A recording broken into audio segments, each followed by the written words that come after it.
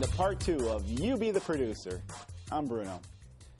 You've defined your audience, chosen your topic, and drawn your storyboards. Now the fun begins. Everyone on your production team has a job to do. It's time to roll tape. This part of your project is broken into 2 phases, setup and shooting. The first step is to scout your location.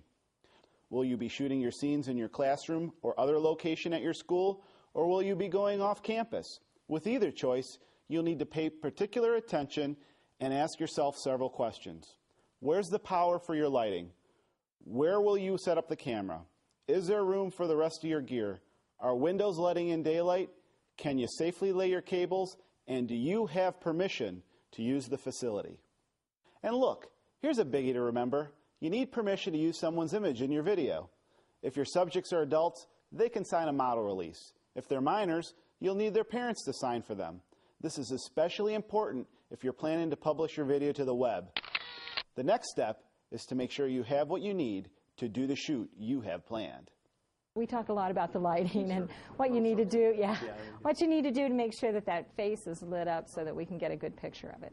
Be sure to prepare a checklist with all the equipment and supplies you'll need, like camera, tripod, lights, videotape or digital storage device, microphones, scripts, makeup, costumes, cables, headphones, and the most important item in your gadget bag, gaffer tape.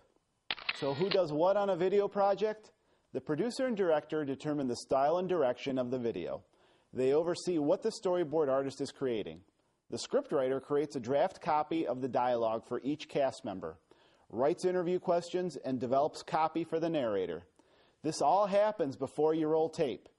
If you had the budget, on location you'd have a camera operator, audio engineer, lighting technician, a grip, makeup person, prop person, and costume person. In reality, you'll each probably need to do more than one crew assignment. So what's next? Grab the storyboard or script and rehearse your scenes. While you're rehearsing, the camera operator and sound person can make sure their equipment is working and they can follow the action. Now that all the grunt work is done, roll tape. Cover each scene from as many angles as you can. Shoot a wide establishing shot first. Then shoot some cutaways. Move the camera in for various close-ups and reverse angles. When you shoot an interview, avoid the bullseye syndrome, where you have your subject framed like a deer in headlights. It's better to frame your subject talking into your frame than dead center or talking out of the frame.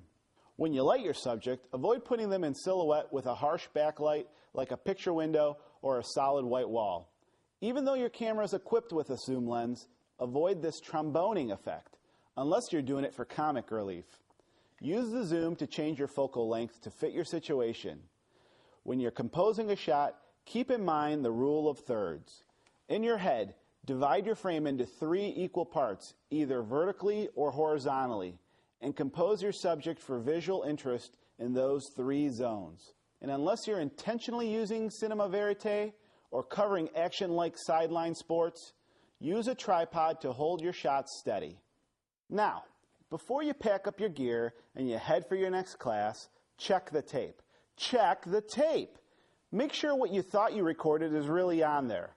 You may not have access to the location or the talent for a reshoot. So now it's time to plan your shoot and shoot your plan. Next, we'll learn how to pull all the pieces together, editing your show.